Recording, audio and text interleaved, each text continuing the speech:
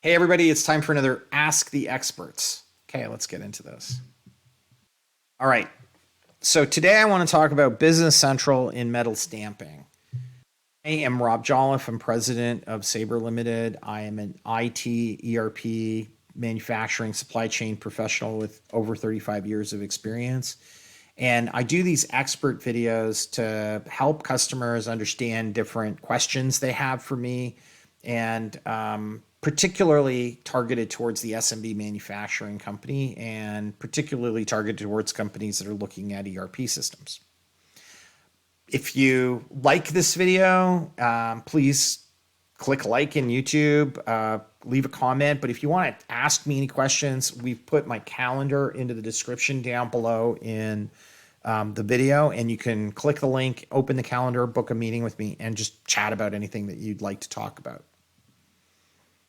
Okay, so today's video, I want to talk about Business Central's use in stamping. And there are a bunch of special requirements that I would describe stamping companies as having that are a little different than general manufacturing. I'm going to rush through them and then I'm going to do them in more detail.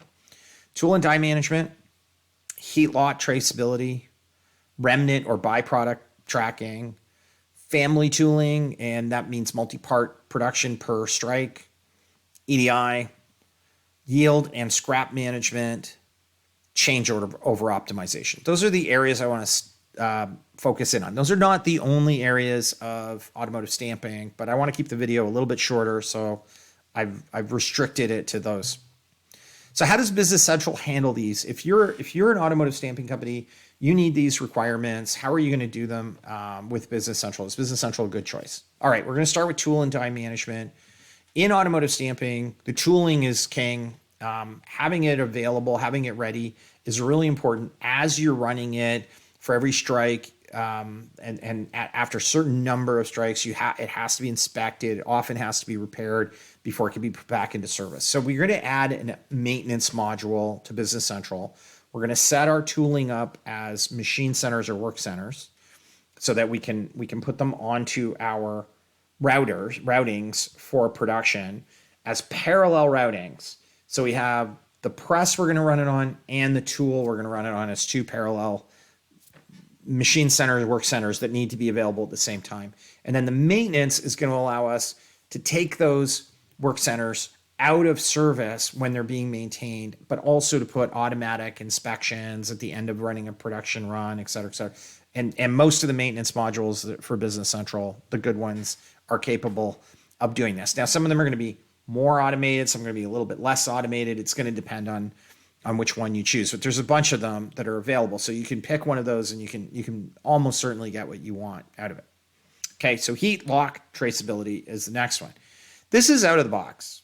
Business Central has the capability of creating lot numbers. They have a lot serial tracking module that's built in. It's item level. You can have that item now requires lot numbers. You can have your coil be your lot. So as your coils come in, you assign a coil number to them, that coil, or you use the supplier's coil number.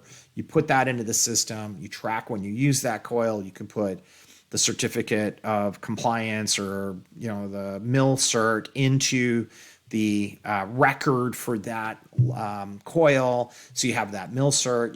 You can track where did I use the coil, what production did I run it on. All of that stuff is native to Business Central. Okay, remnant and byproduct tracking. So this is mostly going to be scrap, like the flashings and scrap that you're going to be producing. Again, this is out of the box. You're going to use something called negative consumption. You're going to put a negative amount on a bill of material that you are returning to inventory. Even though you didn't put it into the bill of material, you're returning this back into inventory. That's going to be your scrap material. And that scrap material, when it's returned in inventory, you can identify what bin you want to put it in. You can give that an item number. That item number can be a material grade. You can now keep track of how much material grade. You can have that as a quantity in pounds rather than linear feet or whatever. So there's a lot of flexibility. This works quite well. Okay. Another unique element of stamping is quite often one stamp will produce two parts. It'll produce a left and a right. That's done with something in Business Central called a family production order. This is an out-of-the-box feature of Business Central. It allows me to create a production order that with each run of that production order, I can produce 2 parts simultaneously. The time is prorated between the two based on a percentage that I've defined. So I would say if I had mirror image left and right components that I'm making with every strike, I would just say 50% of the costs go to the left, 50% of the costs go to the right. The material bill of materials for the two of them would be identical. The scrap percentage for the two of them would be identical. Everything else we talked about would work. And then really, whenever you have to produce one or the other of those parts, which you very rarely do one or the other at a time, you do them both together. You always do them both together because you have to, because the die does them that way.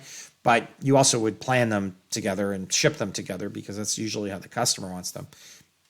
This is just, you just create family production orders and they take care of that for you. All right, EDI. If you are, I'm going to dig in a little deeper into this. If you are using a purpose-built automotive stamping ERP system, it's going to have EDI integrated into it. It's probably going to have okay accounting. It might have probably pretty good warehousing and logistics, maybe, but it's not going to have advanced BI dashboards and stuff. Typically, like very high end ones will, but some of the smaller, older ones will probably not. So when you get Business Central, you're not going to get that EDI. That's what you're giving up. But all of the main EDI suppliers have produced solutions that integrate directly into Business Central. SPS Commerce, True Commerce, Sterling, all of them have created their solutions that build directly into Business Central that allow you to do EDI integration. I have seen there's at least 50, maybe more. Some of them are secondary providers, some of them are vans, but Business Central will handle the EDI requirements that you have through like just standard integrations with it. Does it handle everything exactly perfectly? Maybe, maybe not. You might need little bits of customization around the edges, but Business Central is also exceedingly easy to customize. But for your small SMB automotive stamping manufacturer who needs to move into a proper ERP system and they haven't had one, this is going to do everything you need without any questions. For somebody who's coming from one of those old AS400, really specific solutions, which they probably heavily customized because that was one of the models back then. You move into Business Central, you're going to get about 98% of what you need. And like I said, you might have to tweak around the edges a little bit in some cases. When you are choosing your EDI provider, choose the EDI provider with experience, both with the industry, but also your trading partners. Because part of the nuance of working with EDI is that the EDI departments at the customers have their own rules and their own ways of doing things. And even within what are otherwise standard EDI documents, they're using them in non-standard ways. And so it becomes very important that you work with an EDI provider from the 50 that I mentioned before that has worked with your trading partner, because that means that they have some of the experience with those weirdnesses of those trading partners. And I think that's a very important thing. That's probably the most important thing to do. Once you got past that, everything else is pretty easy. Okay, yield versus scrap. So yield is based on calculating how many I need to plan to make so that I make as many as my customer needs. So a customer's ordering 1,000, but I only yield 90%. There's a 10% scrap off of what I produce. So therefore I have to run 1111, I think it would work out to 1,112, let's say, parts in order to produce 1,000 good parts because I only yield 90% of what I make. Scrap is a little different because scrap is the percentage extra of raw materials I need to make the thing I'm making. So if I make 1,000 and I need an extra 10% raw material, then to make the 1,000, I need 1,112 pieces of raw material to make the 1,000 or units of raw material. The difference between the two is with yield, I am planning to make extra because some of the finished goods I make will be scrapped. And with scrap, I'm planning to buy extra because some of the raw materials I buy will be scrap. So typically in an automotive stamping, we want to focus on yield because the customer wants 1,000. The customer does not want 990. They are not going to be very happy if they got 990. You might get big penalties for short shipping.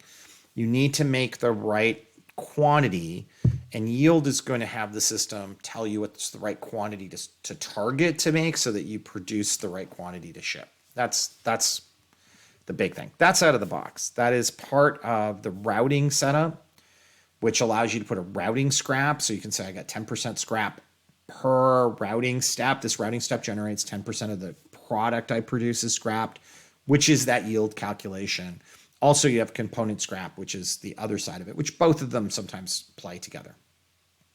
Okay, change order optimization. Change order optimization.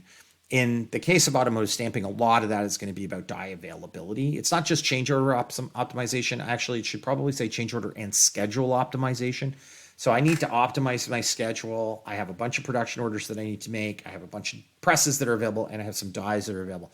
What's my optimal plan schedule to do those? And there's a add-on product called MXAPS from InsightWorks and an add-on product called VAPS from Netronic. Those two products are designed to do this. They are designed to look at your capacity, look at the machine centers that are available or work centers that are available today, and fit your production orders to the capacity and to the work centers that are available.